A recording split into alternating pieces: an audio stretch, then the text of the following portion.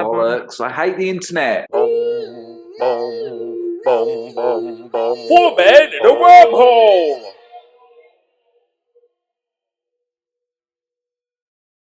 Hello and welcome to Four Men in a Wormhole. I'm your ever-boarding host, Stephen Gurvitz, and joining me as ever are my fellow wormies, we have Tal Silverman. Hello, Tal. Hello. Hello, lovely to see you. We have Adam Leach, who's standing up for us. Hello, Stephen. Hello, Adam. Thank you for joining us. And last but not least, we have my body double. We have Simon Cohen. Thank you, Simon, for joining us.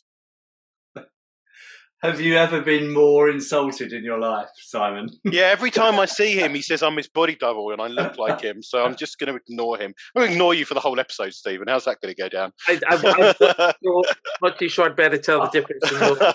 I think luckily you sound different, and this is a podcast, so that's okay. But I guess anyone who's been watching the YouTube channel is probably think, is that just like some sort of replication of the same person?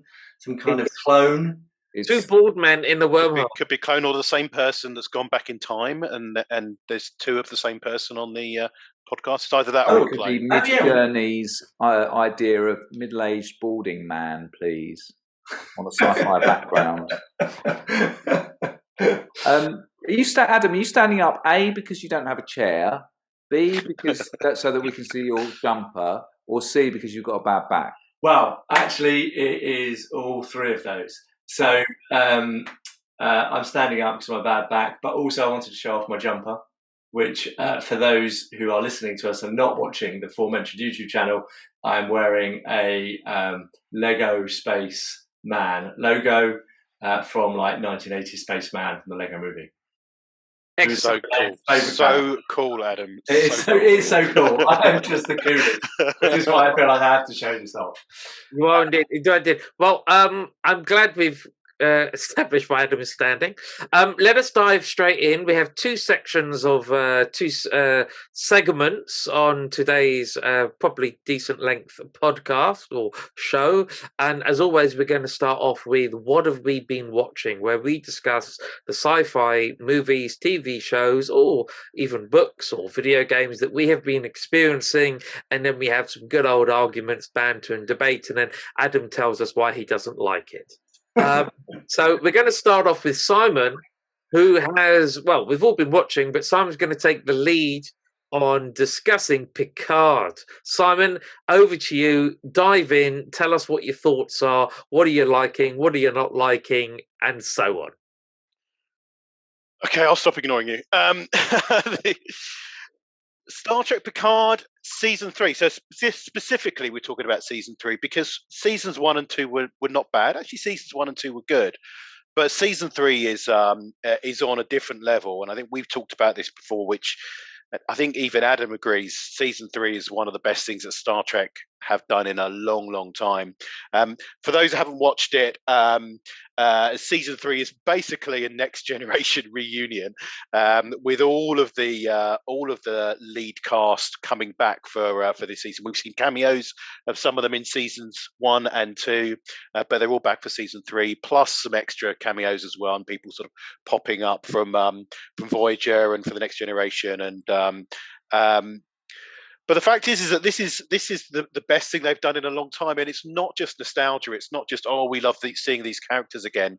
This is a really good story. It's really well made. It's well produced. It's exciting, and it's just a joy to watch. And a couple of episodes in particular in the middle of the season were just the best thing that Star Trek have done in a long, long time.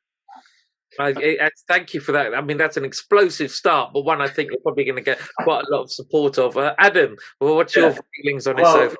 I have to say I concur with that. I think we've probably covered season 1 and 2, and I kind of enjoyed seasons 1 and 2. They were okay. I think it kind of improved. I think season 2 was better than season 1. But yeah, this is brilliant. This is the Star Trek that out of all of the reboots and redos and all of the TV series which we've all been watching and enjoying, this is the one that I've finally gone, yes, this is actually what I wanted. This was what, I couldn't have articulated it before it came on, but it's brilliant. It's the characters you love from Next Generation, or it's characters that a lot of people love, that I love from Next Generation. And it's, as Simon said, it's also good story. It's good to see the characters back, but it's good to see them involved in a story that's I was going to say is believable, which obviously it's not believable at all. But it's just, you know, but it's believable in terms of the characters, certainly, and their progression, because obviously it's set 30 years, 20, 30 years after the end of the Next Generation, or at least after the movies. And I like what they've done with some of the characters and their progression and their maturity, as they're all now old. And it's just really interesting seeing where they are now and how they've changed. And I think my favorite one of them all is Worf, who is now a pacifist, or at least he says he is, but still in every episode he's kicking ass in some way, whether it's hand-to-hand combat or slicing people's heads off with his batleth. He's a pacifist that still likes to fight, and it's just one example that they've developed these characters really, really nicely. So I know I'm hogging this a little bit, but there's one other thing that I will say, and which has really, really impressed me, and that is Brent Spiner, who plays Data, is an incredible actor. And I know we've seen him do lots of stuff in Star Trek and in other things in the past, but there's a few scenes where he is, and I'm not going to give away too many spoilers in case people haven't seen it yet, but he basically plays multiple versions of himself. So he plays Data and Law and B4 and some of the Sungs and then a couple of times you literally see him switching between these characters, and it's just incredible the way he does it. Just the change, even before he starts talking, just the change in the look of his face, and he's a different character and he's playing a different person. Really, really impressive to watch. Actually, I know it's sort of on a bit of a tangent, but totally agree with that. Absolutely. Tal, have you been following it? I have. I'm not sure I'm 100% on the same up to date. The last one I watched was the one with Tuvok turned up. So is there another one after that? I think maybe another one. Yeah, I'm a bit behind as well. Yeah, loving it. Yeah. Best. I think it's. I agree with all the above. I think it's the best thing. I actually, enjoying it just as much as the original Next Generation, which was obviously kind of the stuff that we really, we sort of grew up on in terms of properly getting into it, for me anyway. I think it's definitely it's better than. I mean, Strange New Worlds was good. And I actually really enjoyed the first two seasons. Actually, I thought they were both really good. I know Adam wasn't quite as into it, but I thought they were great. But this is even better. I agree. It is definitely excellent. It's so positive noises so far. I'm just going to start with a thing that's been discussed on the internet, which is a negative. But don't get me wrong, I love it. But it is an interesting negative. It's really, really dark. For some reason, Star Trek has got darker over the years. Visually, you don't mean storyline, do you? You just mean No, I mean quite literally. It seems Starfleet has run out of light bulbs. Yeah, and the ship they're on now, the Titan, seems to be one of the darkest starships ever. I mean, even when it's not on red alert and there's not a crisis, they're all sitting in pitch black, and I don't quite know why they're not turning the lights on. Didn't they have the same thing with Batman? I saw a meme on the internet that had the 1969 Batman, full colour, top left, full colour. You could see everything, and then going through all the different Batmans and the films and the Dark Knight till the most recent one with Patterson, and it just gets darker and darker until the next one's just going to be entirely. In that latest Batman movie, obviously now we're going off on a total tangent. That latest Batman movie, there's a scene where they're literally going into some warehouse or office or something, and all the lights are off, and Batman gets his torch out. It's like, just turn the lights on. Just turn the lights on rather than get your torch out. But yes, you're right. It is dark. It is darker, and I've noticed it as well. They're all sitting in a room in the dark. So it's. So in that scene though, did he go to his utility belt and get out his bat torch? Yeah, he got his bat torch out. I mean, that's in itself. There's a switch on the wall. Go and turn that on. Turn the lights on. But it is a remarkably dark thing, and there's one, and well, they clearly haven't totally thought it through. And I did see one of the people involved did have to apologise, because one episode was especially dark. Because also, when you put these things on the streaming services, even though they're 4K and this, that, and the other, they're not the same quality as a Blu-ray or an Ultra Blu-ray, and you lose quality. And so when it's already very, very dark and it's streaming, you lose even more bit depth, and it gets darker and darker and darker. So that's a practical point. Think about how bright the Next Generation star the end. Yes. Bridges. Yeah. It's like completely overlit. Like there's not a shadow in sight, is there? Yeah, well, I'm currently watching all the movies again with my daughter, and even Generations, we've watched a Generation, Star Trek 6, they're all much brighter. So, but anyway, Stephen, I was just thinking about that. But though, when I watch stuff on streaming, or watching a movie and it is really dark, and there's like a scene, it's raining, it just makes me feel like a really old man when I'm like sitting there. Trying to go, is it me or is it just really dark? Why are all these scenes in the dark? And it just makes and unfortunately, streaming does make the problem worse. If you were to watch it on Blu-ray or Ultra HD, it'd be quite different. But anyway, talking about the actual content now, everything you've said, all three of you said, I totally agree with. There is a nostalgia factor, and that nostalgia factor is being leveraged because there are ridiculous parts of the plot which I'm not going to discuss. But you mentioned Brent Spiner. I mean, his whole existence in it seems to be they've done backflips to try and get him in, but it's okay because we love the performance and we love the characters. Yeah. So that's what I mean by nostalgia. They call that fan service. Is it just fan service? Is it actually part of the plot? Does it tell a decent story, or is it just fan service? Yeah, exactly. Well, to make it worse is what this series has confirmed is the first two series weren't needed at all. If they'd gone straight into this series, I'd be happy. We'd all be happy, and then they could have done two more other series with this crew. It makes a bit of mockery of the previous two series. That really, this series so far hasn't really needed those two series. In fact, the only time they've had to refer to them is because of plots they've forced themselves into.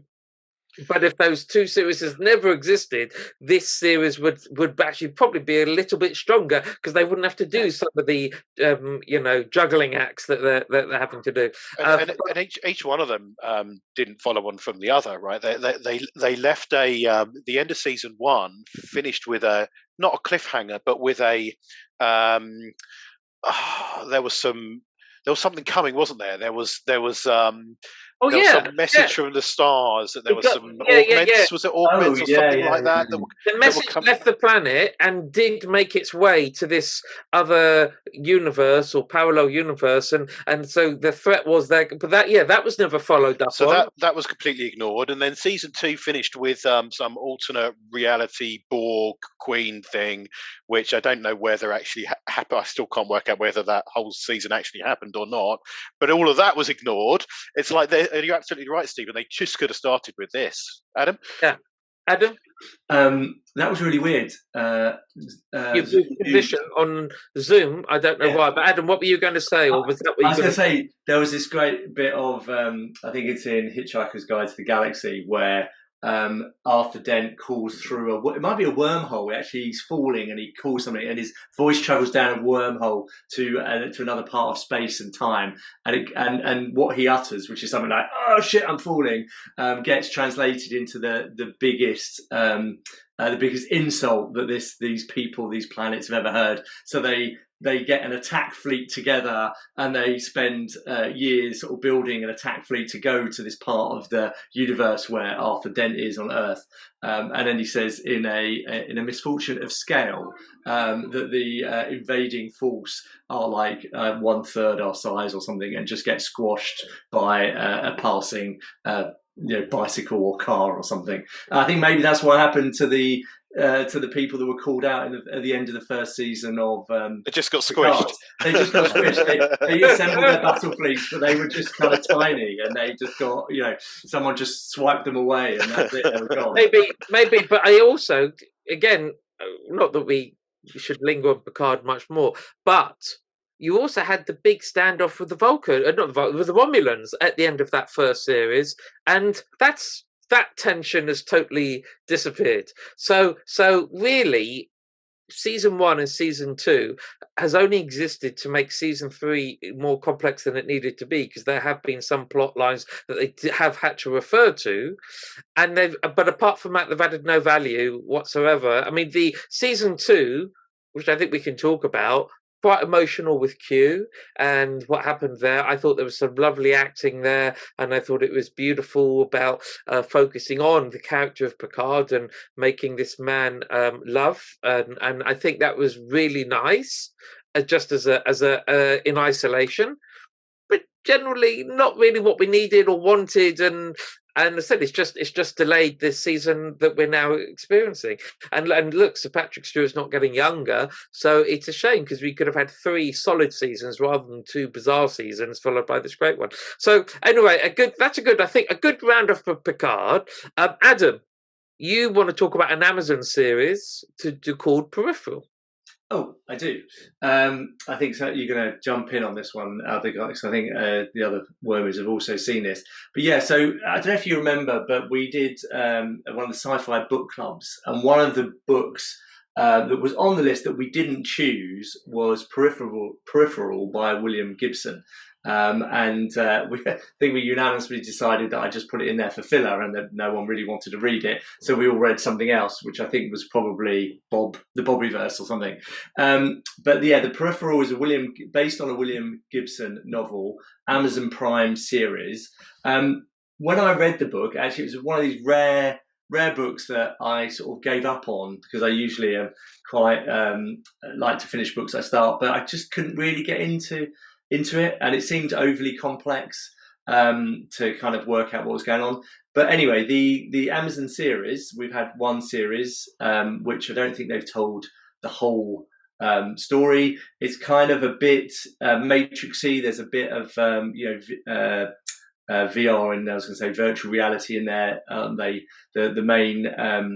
The main characters, they wear VRs, and they actually go into the future through this VR headset, and then it's about how the future interacts with the present, and it's actually really visually, it's really stunning. I think it looks really great. It looks like kind of film level. The budget is really good, so I think there's I don't know how many. There's not many episodes, 8 or 9. I don't know whether Simon, you remember how many episodes there are? There's not many. Each of them are an hour and a bit, so you get quite a lot for watching it. But yeah, I really enjoyed it. Would really recommend it.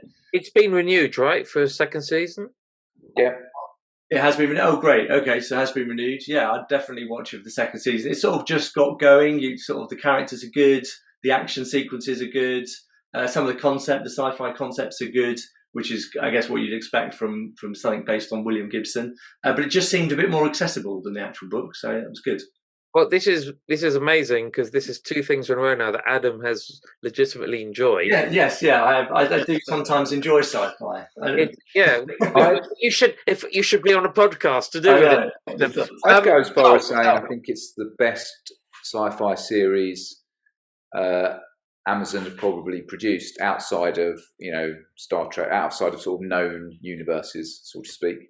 I thought it was really well done, and really well handled, and just kind of flowed really well, considering they're quite high level concepts and stuff that kind of in terms of trying to getting your head around time travel things or in films is always a challenge. But I didn't feel like the time travel stuff was hard going. Do you know what I mean? Sometimes you get you get films where you're kind of preoccupied with almost critiquing how they've dealt with time travel.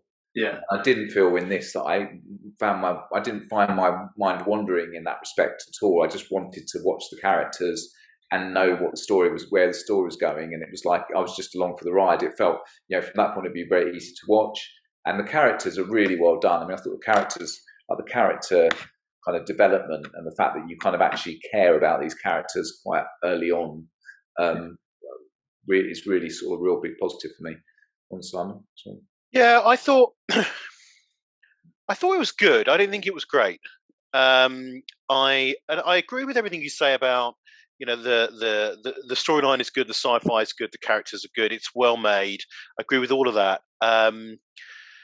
But there was quite a lot to get your head around, because the present day is not our present day. The present day is our future, and then they're going from that future into another future, and they're occupying like these other people's bodies. And there's these. It's not just time travel, right? There's like alternate realities. They call them sort of stubs, and. I thought it was quite good because that kind of deals with the whole multiverse. Yes, it does, and it's a concept that we can get our head around because we've seen it before. But I did struggle with it a little bit, and Tal, I do agree with you that in a way it doesn't matter, because you've got these people with their lives in this era and then their lives in this era, and you kind of just enjoy both of them, and I get that. It did start to get a little bit complicated, and I don't know, maybe I'm just a little bit. Maybe I need to watch some of it again. Maybe I'm not bright enough. I felt the kind of a bit of the opposite. I felt that actually, considering it deals with the multiverse and time travel and all of that, I think it did it in a way which was really quite intuitive. And actually, the way I know what you mean. You have their present, and then you have this other time. It could be another time, or it could be another place. It doesn't really matter to the story. I think it will matter to the story, but I totally agree with that. So they haven't kind of branched off too much. Like there could have been a temptation to investigate lots of different stubs where things happened in a different way, like they do in like Loki or whatever. Or it's like they haven't really. He's not kind of like gone down that route. He's much more. But they have talked about that. They have talked about the different timelines, and in your timeline, this person's dead, or this person. And then right at the end, she disappears off into some other timeline, which I didn't really understand how. I was going to say, I think we just said we were going to rewatch that before we filmed this, because I think we were talking about it. We did understand. I think it was all very clear and whatever, apart from the ending, where it was sort of. I think I know what happened at the ending, but I'm not quite sure how she did what she did. I think it was clear that she went into another. This is not really a spoiler, but she went into another stub. But it was the kind of how that I wasn't exactly sure. She just said, "Oh, I'm going to do this. That'll work," and then she did it. But it's like, how did you do that exactly? I'm not quite sure. Maybe it's not important how she did it. She jumped into DeLorean and off she went. Well, you've intrigued me enough. I mean, I saw the trailers for it, but I never actually sat down and watched it. I think sounds fascinating with the whole idea of time travel. Which Tom said that the lead actress, I didn't recognise her, but she's from Kick-Ass. Is that right? Yes, yeah, she's the young girl in Kick-Ass. It was Nicolas Cage's daughter. Not actually Nicolas Cage's daughter, but but in Kick-Ass. Yeah, in Kick-Ass. Not the real Nicolas Cage's daughter. I know Nicolas Cage plays Nicolas Cage a lot now, but that's a complete tangent. But if you haven't watched the Being Nicolas Cage or whatever that movie was called, you should watch it. I've seen the trailer. It looks good. Yeah, it looks really. It is really funny. He's really good in it, and I'm looking forward to his new Dracula movie that looks really funny as well. So, but no, we digress. So that's Peripheral, which is a good addition to anyone's setup. That's almost a gag. If you that's almost a joke. Yeah, almost a joke. So I'm going to dive in as per my background with Baby Yoda to discuss. Is he wearing an eye mask or sunglasses? Sunglasses, I think. Sunglasses. It looks sunglasses. Like. Does he wear sunglasses in anything? No, I don't think this is an official poster. But anyway, so I'm going to discuss The Mandalorian, which is on season 3. And I've always enjoyed The Mandalorian. It's, to me, The Mandalorian is Star Wars in the Wild Wild West. Essentially, it's the Lone Ranger in space. And instead of Toto, you've got... You say that like that's a good thing. It's a really successful formula. Back in the day, cowboys movies and TV shows were huge. People grew up with them, and essentially that's what. And actually, you have to remember, Star Trek was pitched originally as a wagon train in space. Which was a very successful show in its day, and Mandalorian is clearly the Lone Ranger in space, but you've got the Mandalorian with Grogu or Baby Yoda, and it's colourful as well because it's post Return of the Jedi. So even though there's evil in the world or the galaxy, it's a more fun place to be than such as the world of Andor. I love Andor as well. I love the fact they're very contrasting from a tonal point of view. But this season, it's very interesting. Because clearly the season has migrated. It's not just about him being the Mandalorian. It's about the people, the Mandalorian, and they're retaking their home, their planet, and intrigue and all of that. And I'm really enjoying it a lot. I think the writing's good. I think the pacing is good. The effects are good. We've discussed before how much better Star Wars seems to be compared to anything with the word Marvel on it. But the effects are great, and I'm really enjoying it. Simon, you've been watching this as well, haven't you? Yeah, I've been watching it, and I initially on this season I wasn't enjoying it quite as much as the previous seasons, and it didn't feel like it was going anywhere. And some of the early episodes just felt like the same thing each week, and the same as what we've seen in previous seasons as well, which is, here's today's mission, and now we've got to go and acquire this, beat this monster, whatever it might be. That's the Lone Ranger element. I know. It felt like it just felt like it was the same old that we've seen for the previous two seasons, and then it started to change around the middle of it, and we start to see where the show is going, and as you say, being less about him and more about this race. And I guess it was always heading that way even in the previous seasons. Yeah, but it is also tying into I guess what we see in the Rise of the Skywalker movies, because you've got a lot of scenes at I can never say it, Coruscant, and you've got the Empire officers who are supposedly being re-educated, but there's clearly a conspiracy going on. Absolutely, and the episode that I watched today, and I know some of us are probably a little bit behind, and I think it's the penultimate episode to the season. I think it's going to end soon. Really starts to bring in what's going on with the with the Empire, or the remnants of the Empire, and where it's going and where we see it going in those last three movies, and where suddenly in episode 7, where the Empire pops back up, or whatever they're called. I can't remember what are they called in episode First 7? Order. The First Order. So suddenly they're back, and it's like, well, how did that happen? Now we start to see how that happened, and I thought that's it's really interesting to see that develop. And then just the episode, which was just totally different and loads of fun, where there were the cameos with Jack Black and Christopher Lloyd and Lizzo, I want to say, but where they had that sort of little bit of a mystery that they had to uncover together. And that was just a fantastic episode. It was just loads and loads of fun. Very different to what else we've seen.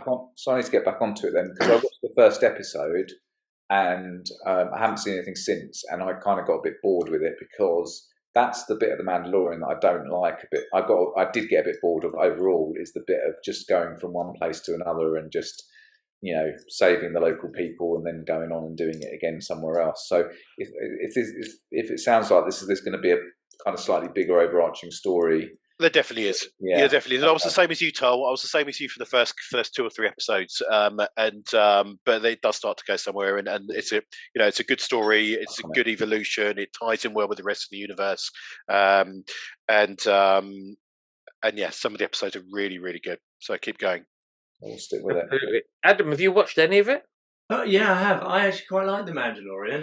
I know this is shocking. It's a Star Wars franchise. I enjoyed the first 2 series. I've started watching series 3, and it seemed a bit ridiculous to me. But just the story seemed ridiculous, and it did seem like playing like No Man's Sky. If anyone's played that video game, it seemed a very similar experience. Like he flies onto a planet. He has a little thing to do, and he has a little mission. You go and do that mission, come back.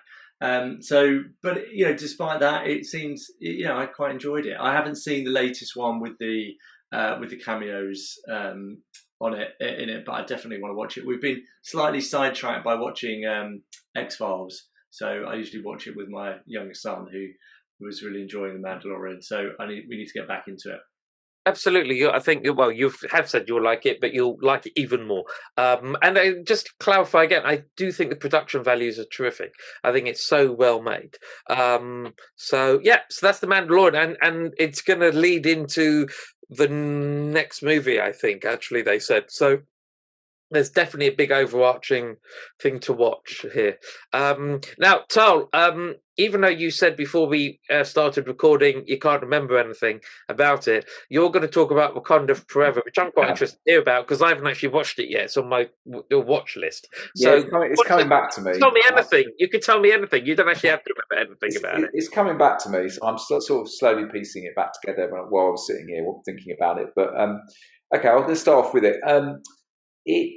I thought it was a good film. I didn't think it was an amazing film. I didn't think it was a terrible film. I didn't think it was. I thought it was.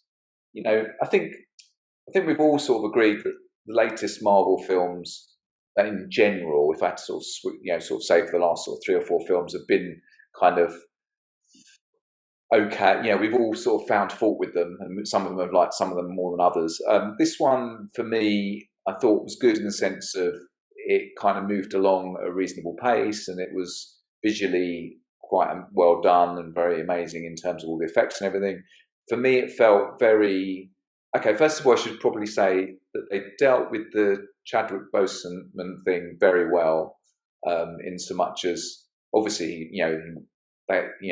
he's not around anymore, and they didn't recast that character, so which was obviously a good thing not to. They dealt with all that very sympathetically. There were some very kind of heartfelt moments within the film where you could tell that the cast themselves were they were doing a tribute to Black Panther, but obviously they were doing a tribute to the actor himself, really, and it did feel very emotional in that sense. And I thought it was dealt with. It didn't feel like it was too much. It didn't feel like it was overly sort of too much in terms of that kind of thing, and making it sort of a bit over the top. I thought they dealt with it very well, as best they could. But for the film itself, for me, it just felt very DC, if I can say that. It's essentially all it is it's kind of they've kind of created a mechanism by which they can create a race of people that are as powerful as the Wakandans, so that it makes it a slightly more even fight. And essentially, the entire film is pretty much just the fight between another race that also utilise vibranium. They're a seagoing nation, so it's a little bit Aquaman in that sense. It's a bit a little bit is a little bit. Yeah, it's a bit generous, that probably. Very Aquaman.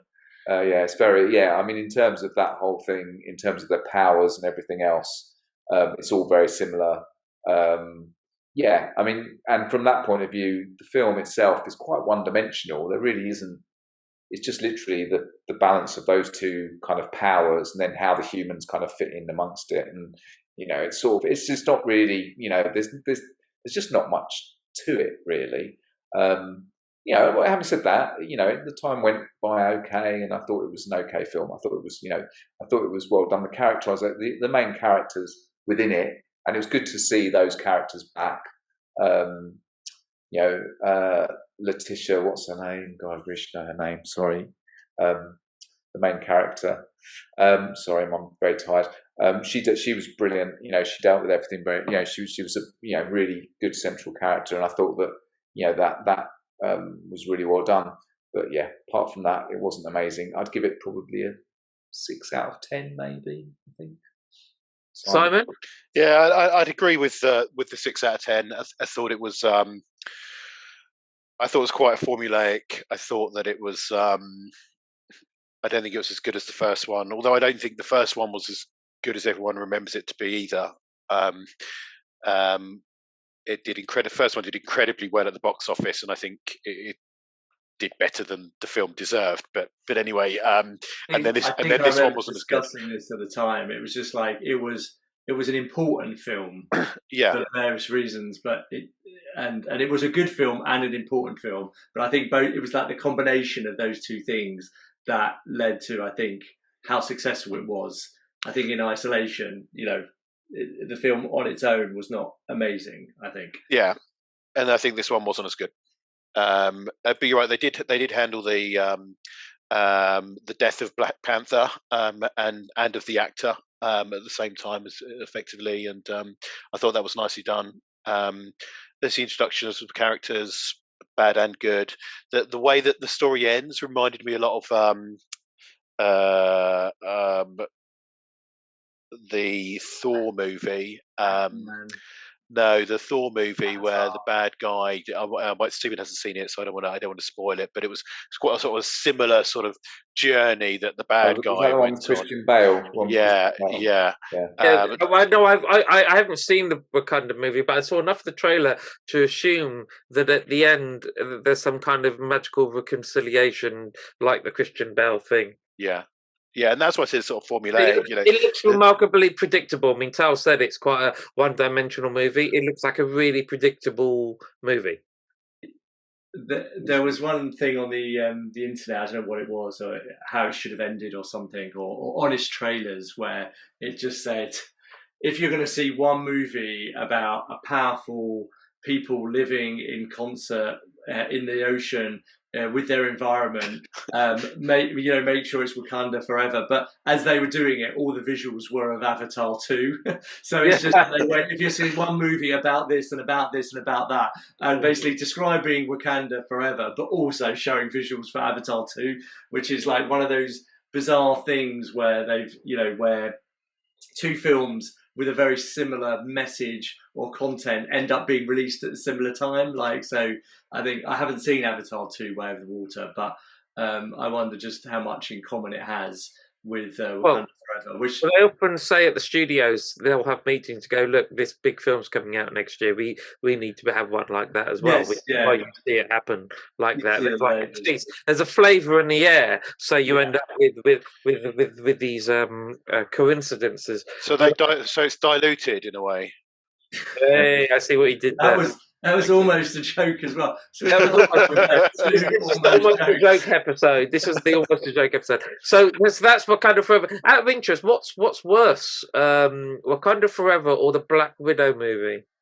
I like the Black Widow. Yeah, Black Widow movie's good. I like Black Widow. Yeah, I think Black Widow. I thought I didn't like it. Well, I thought it was a 6 out of 10. I thought it was another 6 out of 10. That's my point. Yeah, I think I gave it an 8 actually. Black Widow. Which has the better graphics? Which has better CGI? Because the Black Widow, I know none of us like the CGI on that.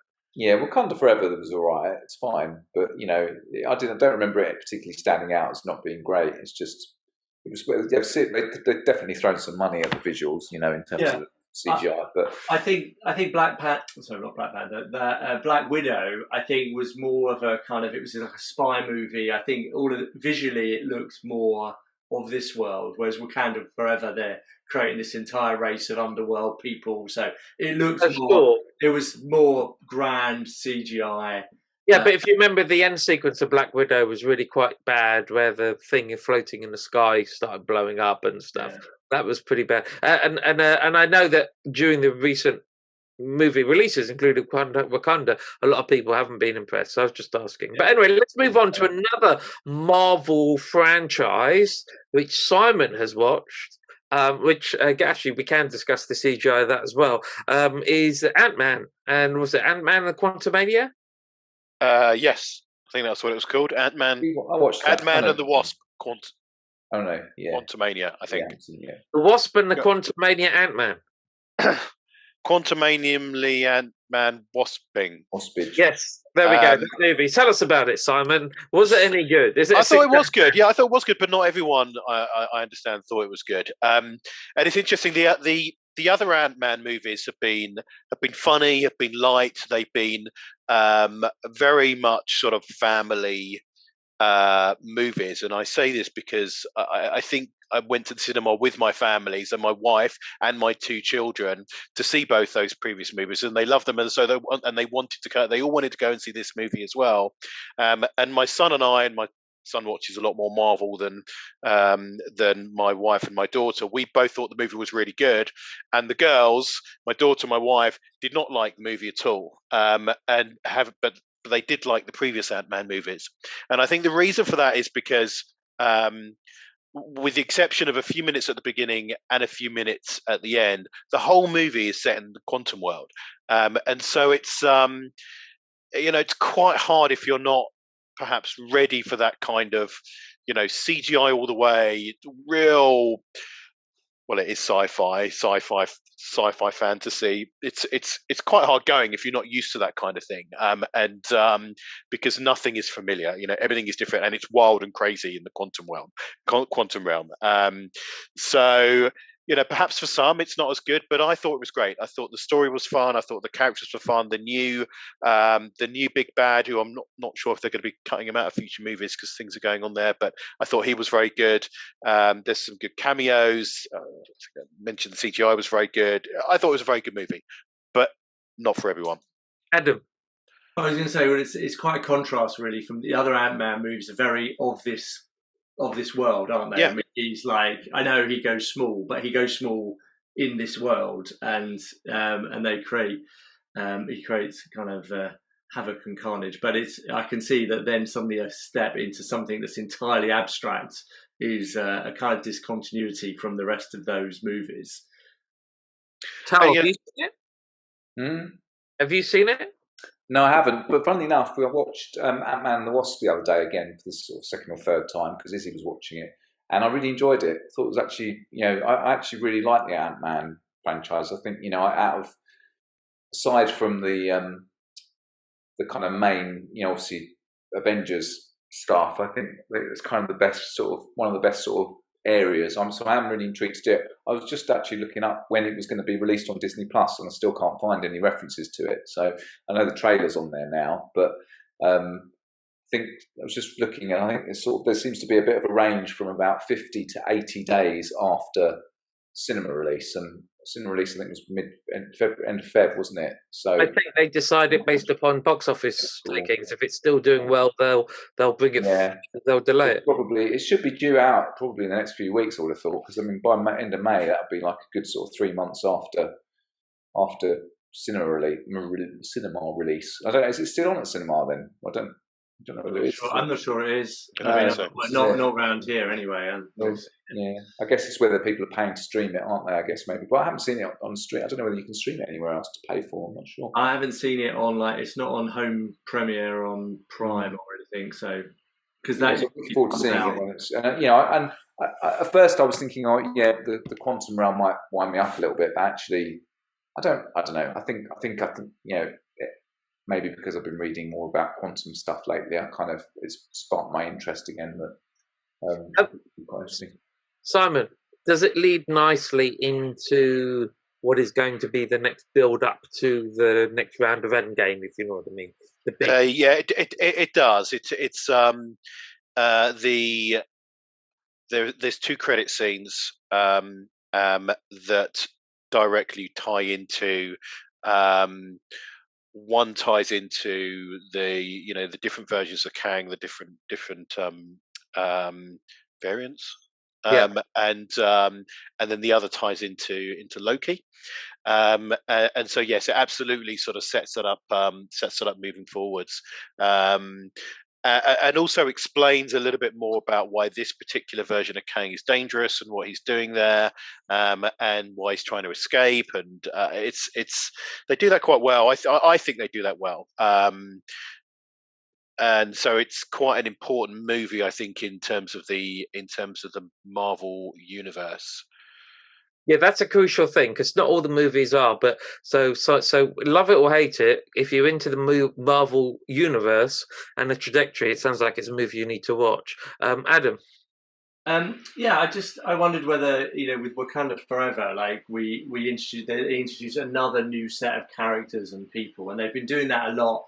We've got the Eternal in this phase or number of phases since Endgame. We've now got the Eternals that are in there, another set of characters. We've got the blue people from the ocean, and so does Quantumania introduce another set of people? Because they're doing this a lot of introducing new characters. Yeah, what was the other one? The with the 10 rings. Eternals. Adam, what's wrong with your Shang-Chi and the 10 rings? It then introduces another set of characters that we then don't see again. So I just wondered whether. What's wrong with your sound? Are you boiling a kettle in the background? No, my fan on my laptop is going. That's what we can hear. That's what we can hear. It's not very loud for me, but maybe it's being picked up by the mic. Yeah.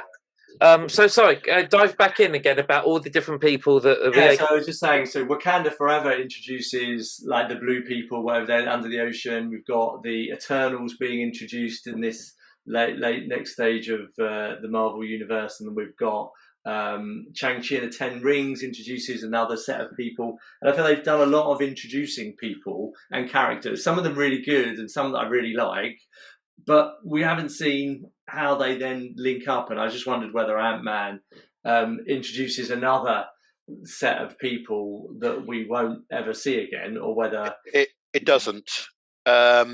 It obviously introduces one of the variants of Kang, but we already know about Kang, and we've already met at least one other variant. I think just Who's one Kang other. again? Remind me who Kang is. Sorry. Okay, so do you remember in Loki that they met a guy called He Who Remains, who actually was the guy that was manipulating the time stream to stop all craziness going on, and that craziness was actually stopping his other variants from traversing the timelines and causing all sorts of chaos.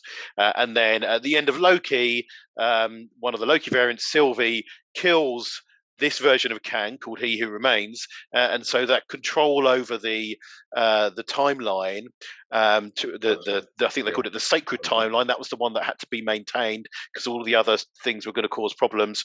By killing He Who Remains, cause all sorts of mess, and the sacred timeline is not being preserved, and all these other Kangs are now in existence again and have the potential to cross multiverses and all sorts of things. He is one of them. This Kang is one of them, and a particularly bad one, it seems. And why he's bad is explained a little bit. There's a bit more of it explained in one of the post-credit scenes. But that's what we're going to see a lot more of moving forwards. I think we're going to see another variant in Loki, and I think he's going to pop up, quite a lot in some of the movies to come. So that's interesting. So I wonder whether he's going to be like not difficult to kill, but lots of them. I think he is going to be difficult. He is going to be difficult to kill, and there's lots of them. Yeah.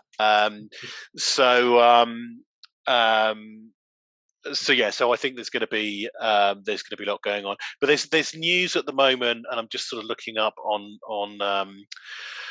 There's stuff going on at the moment with the actor Jonathan Majors, who plays Kang and all the variants of Kang, in that he is at this point in time in a bit of trouble, I think, with the New York Police Department. And I'm not going to go into detail on what it is, but there's rumours about him being recast, or what are they going to do with the character who would have already filmed quite a lot of stuff that's to be coming out over the next 2 or 3 years.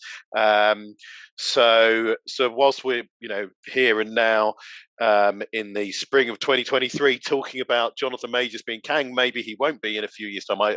maybe they'll find some way of changing it with a variant that looks different. I've no idea. They might Loki variants look different. Yeah, absolutely. One of them is a crocodile. So exactly, yeah. So then maybe they'll do that, but and maybe the storyline will change. Who knows? Who knows? We'll wait and see. Well, thank you for discussing Ant-Man. Now, I'm a bit confused by the next section, because only a few minutes ago, Adam said he hasn't watched it, but according to our list, Adam's going to talk about Avatar. So this could be a really quick segment. I did want to talk about Avatar. Well, I only just want to have a quick whinge about Avatar. I thought I was going to watch Way of the Water before we recorded this, but I haven't. But I haven't done your homework. No, I haven't done my work. Has anyone seen Way of the Water? No. Does anyone care about Way of the Water? I still haven't seen the first one. I haven't seen the first one either. No. Well, that answers your question, Adam. I've done the ride at Disney, that's it.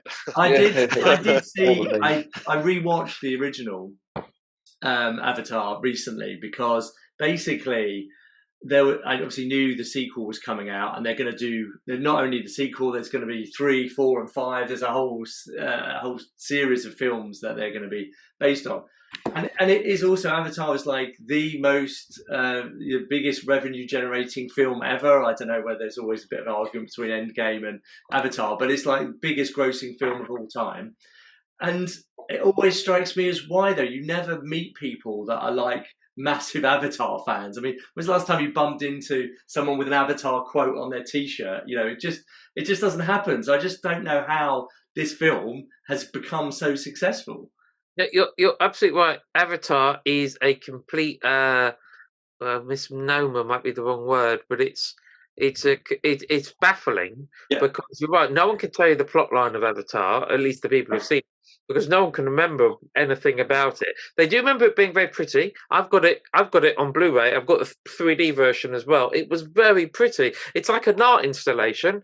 But it says something that 50% of the hosts of this show haven't seen it. So, yeah, you know. but so I went back and watched it because I thought, well, it was 3D. That was a big draw when it first came out. It was 3D using the new new technology. So I think a lot of people. I remember I went to see it at the cinema based on the draw of, this is going to be a really great. Well, it was one of the only 3D movies, even now, filmed with 3D cameras, as opposed to a 2D movie where they'd run some post-processing to try to make certain elements pop. But it was actually filmed in 3D, so the 3D was a bit more realistic because there was real depth to it, as opposed to 2D layers separated. Yeah. So that was I remember that was the reason I saw it. But I thought, well, I'll rewatch it. And I'll rewatch it with my sons to see whether I was missing something. And, maybe it's a great classic sci-fi movie, because James Cameron has done some classic sci-fi movies, which I absolutely love. So, the director of Terminator and Aliens and all that great stuff. And when I rewatched it, my boys, both of them, sat through it 2 hours, 40 minutes, and both enjoyed it. I just thought it was all right and did visually look still great and looks amazing. But they both really enjoyed it. So there you go. Conclusive inconclusiveness. Well, there we go. And meanwhile, Avatar 2, I mean, it was amazing. They kept saying, it had to make $2 billion just to get back to what they invested in it. And it did it in it did it really quickly. Yeah. Oh, it's done well then. I didn't even know. It's done well. James Cameron sort of went, oh, bugger, I'm going to have to do the other ones now, because it just did so phenomenally well. And then again, how many people do you know that actually went to see it? I don't know anyone who's seen it, but then maybe we're not the demographic it's aimed at. I don't know. I didn't realise that the blue woman in Avatar is the same actress that plays Gamora. Really? Aren't they all blue women in Avatar? Yes. Yeah. No, they're all blue women. Sorry, the main character, the main blue woman is Gamora. That's quite interesting that she's been a blue person. Well, actually, blue woman and a green woman. And she's also got a record. She's in the highest grossing franchise or movies ever, because she was in Guardians of the Galaxy and the Marvel movies. She's been in Avatar. She's been in Star Trek. And she's been in something else. So she's got some record. I think she's got some record of like the highest grossing movies, and she's always in them type thing. Zoe Saldana. Yeah, she's got some magical metric there. But anyway, thank you for that, Adam, for that brief non-discussion of Avatar. And then lastly, Tal, you're going to lead the discussion, but then I know the other guys want to join in on The Expanse. Obviously, I'm a big fan of the TV show, and you never quite finished that, but I think you're going back to it. But I'm not sure I'm really the right person to lead on it, because I've not seen all the TV show and I've not read all the books. No, but you're into the books at the moment, and that's what you've been enjoying. That's what this section's about. The books actually, I actually read the books originally before they made this TV show, or around the same time as when the TV show first came out. But I read the first 4 books, I think. But then that was quite a few years ago. I think it was the first 4 books, and I think I started the 5th, and then got kind of found it all a bit. Basically, I think from when they got through the rings. So maybe it wasn't even the 5th, maybe it's the 4th I got distracted from. So I read the first 3, and then started reading the 4th. And then once they got through the rings, because it all kind of branched off, I just cared less. I think I was really into the proto-molecule stuff with The Expanse. I thought it was a brilliant concept, the idea of it having a consciousness and about the way it kind of sort of communicated and all that kind of stuff with Miller and everything, and that was brilliant. I thought, and the fact that I can even remember that now, and I read it years and years ago, and whatever, is testament to the fact that it must have been quite good, must have made quite an impression. Whereas I think as soon as they hit the rings, and I guess maybe that's when they tried to make it more. You talk about westerns, and obviously there's the belters, and then there's there are kind of parallels, I guess, with sort of a bit like a Wild West type situation where you've got like the belters that are kind of almost like the native kind of space bearers, and and then you've got the Earth, the planet dwelling people. For me, it all became a little bit too kind of spread out, and I didn't really care as much about what was going on. And so I'm now halfway through season 5 of the Expanse series, and I am enjoying it. I still haven't seen it all of season 5, and I know there's season 6 as well that I need to watch as well. But I think I read the first 3 books and thought they were great. It was a really great trilogy. I think Leviathan Wakes through to Caliban's War. I think they're brilliant. I think maybe the problem you had is that book 4, and Simon and I were discussing this, book 4 is quite weak.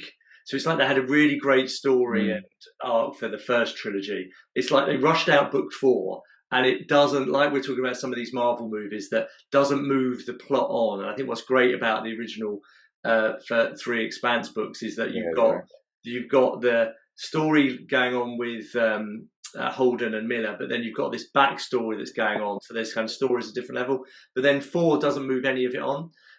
But books 5, 6, and I'm in 7 now, like pick up the mantle again and actually start moving that whole universe forward, and you get like the individual stories tying up with the overall kind of macro and micro kind of stories going again. So I need to get back into it, but then also I guess now that you've mentioned book 7, the fact is the TV series has been stopped at season 6, isn't it? They've pulled it, I think. Yeah. So I guess I'm now. TV. Sorry. I haven't watched any of the TV series. Okay. I want to get through all the books. Yeah, which is kind of really what I should have done, because now like I said, I've read the first 3 books, and now I'm like in season 6.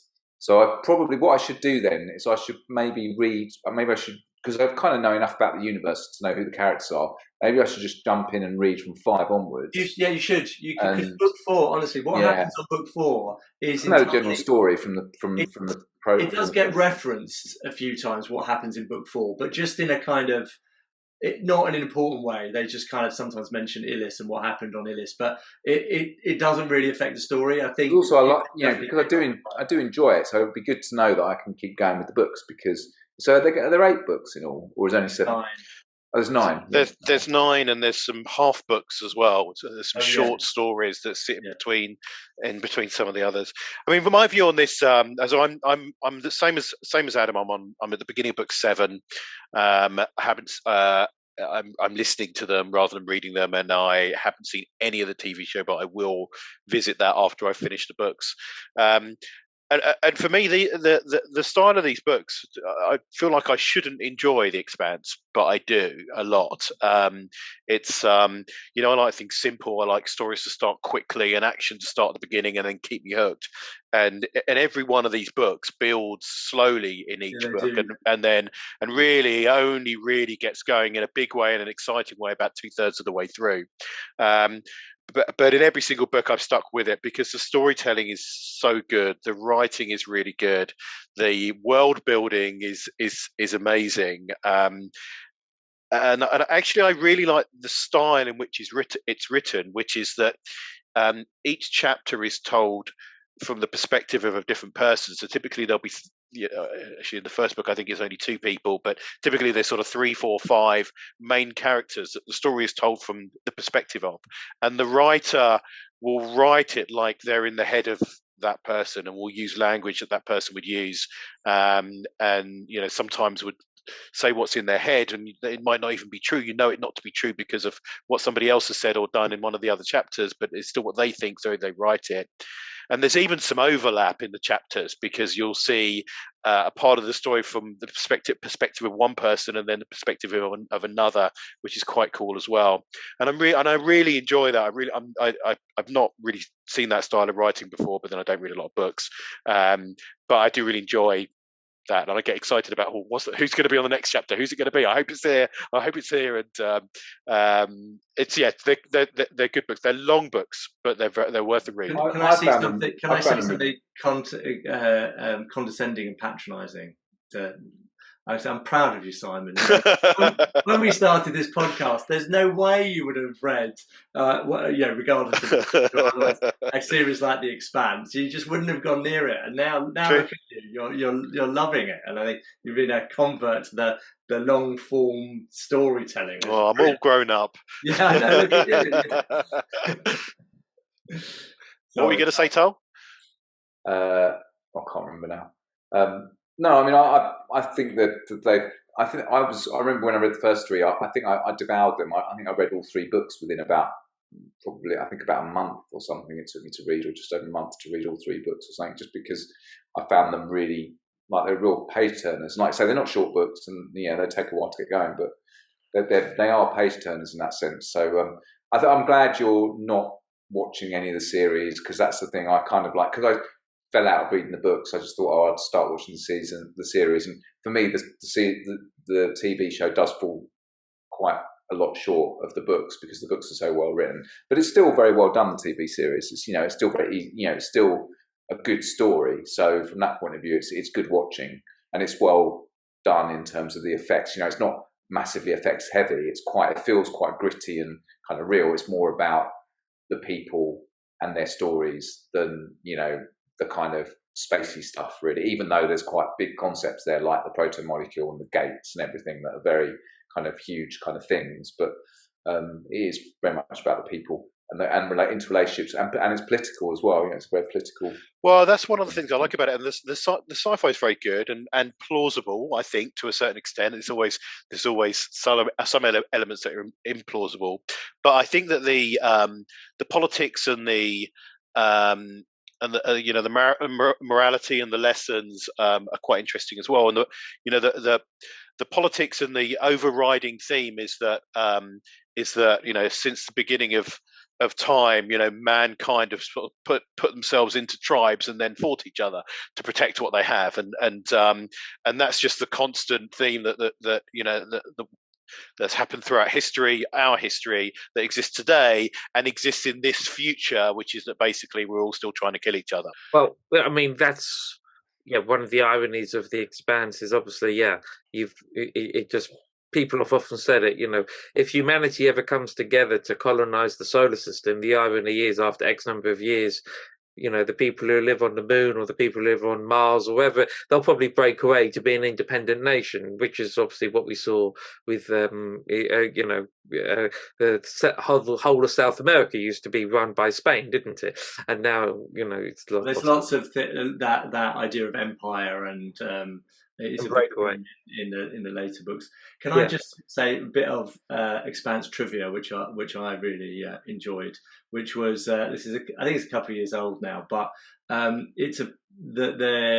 was a sense that the authors put in that if we remember the book The Martian by Andy Weir, which was about a trip was set a bit in the future, and it was a hard sci-fi novel about going to Mars and this guy getting stuck on Mars, and the guy was Mark Watney. If you listen to in the Expanse, now obviously Expanse is a few years on from that, or timeline wise, and we've colonized Mars and we've colonized Luna, and we're going out to the stars. But they talk at one point about ships leaving from Mars, and one of the ships leaving from Mars is the Mark Watney. And they kind of intentionally placed it in the same universe. So you've got The Martian being kind of a few years prior to, but the two, they put it there as a kind of Easter egg with just out of love for the book. That's very cool. So nice bit that. That's very cool. Well, that's Simon. Well, the only other thing I wanted to say, and we've I'll do this briefly because I know we've got to move on. But We've talked a bit about wokeness in sci-fi before, and when it's been done well and when it hasn't been done well. And the example of when it hasn't been done well was, I think, in Star Trek Discovery, because Star Trek has always been woke, it's always been inclusive. But Discovery was sort of in your face a little bit too much, I think we all felt. What I like about The Expanse is that in this future, there's a world, there's a universe where where race, sex, gender, it's gone beyond actually what it is today, in terms of what's normal and what's accepted. And so one of the examples that I think is really interesting is what I can't remember what they call it. Pluralism is like Holden, who has multiple mothers and fathers, and so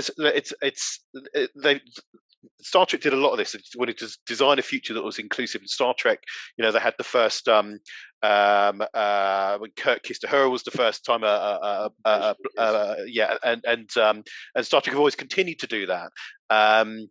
But not in your face. And I think The Expanse does it. I don't know if I'm explaining myself very well, but I think The Expanse also does it very well. It's not in your face. They have the names that they use of people in the universe are so broad and diverse, and quite clearly in some of these names there are mixed races. They might not even be mixed race people. They're just names that come from races or religions or countries that we know of today that are being thrust together. And I think it's just inclusivity is just normalized in the most perfect way, and I really enjoy that about it as well. Yeah, I think that's spot on. I think they certainly take the playbook from Star Trek and then kind of move it on some. And you're right, all the characters, they might have Indian names, they might have South American names, they might have Eastern European names, or the characters all have these all from different places and races. And you've obviously got the Belters and the Martians and the people from different places on Earth, and it all just comes together in a really nice way. It doesn't get in the way of the story. It just adds to just the complexity and richness of the universe they build, which I think is There's even a moment that I read recently where somebody meets someone and he just says that at that point in time he doesn't know what their gender is, and then from then on in the writing they use the pronoun they to describe that person, and I thought even that was was a nice moment. Not just that the gender's not important, but actually in this case he doesn't know what the gender is, and I think that's probably quite common in our world, but probably people are careful about talking about that kind of thing. But it was almost nice to say, well, in the future that's going to be okay as well. If we're not quite sure about somebody's sexuality or their gender, that it's okay just to say that and just to use a generic pronoun, and perhaps until you do, or until you ask them or they tell you. So I thought that was interesting as well. That's cool.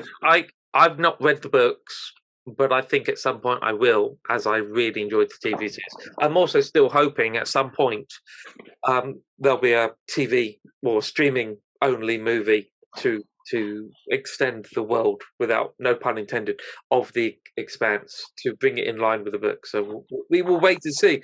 So on that note, even though we were going to do 2 segments, which was going to be what have we been watching and then an AI special, what we're going to do, guys, because we really have had a lot to discuss tonight, which is really exciting, is we're going to wrap this episode up and then we're going to get together pretty soon. So normally in recent times we've had big gaps between episodes, but we'll have 2 pretty soon after each other. And our next one is going to be an AI special where we do a quiz with an AI and then have a discussion. We'll have 4 men and one AI in the wormhole. So that's something for everyone to look forward to. So on that note, I want to thank you, Adam, for joining us. Pleasure. Thanks, Stephen. Good to see you guys. Good to see you. Simon Cohen, as always, it's a delight to have you looking like me on the show. Silence from Simon. And Tom, as always, thank you very much for being with us. Cheerio. Nice hey guys. Boys. All right, guys. We'll see you on the next episode of 4 Men in a Wormhole. 4 Men in a Wormhole.